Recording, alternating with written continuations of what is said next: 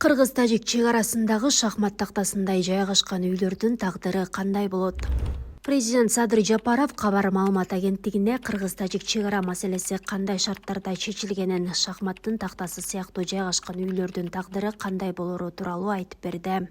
Чектеш айылдарыбызда шахматтын тактасы сыяктуу жайгашып калган үйлөр бар. Аларды да түздөп сыздык. Антпесек чек ара кайтарууда эки тарапка тең абдан ыңгайсыздык жаратат. Эгер биз тарапка өтүп калган Тажикстандын үйлөрү болсо, тажик тарап аларды көчүрүп кетет. Эгер биздин тажик тарапка өтүп калган үйлөрүбүз болсо, биз көчүрүп кетебиз. Башка жерге үй салып беребиз. Жер аянттарынын көлөмүндө эске алдык. Кыскасы, ар бир огороддун 1 метр жерин эсепке алуу менен маселелер чечилди.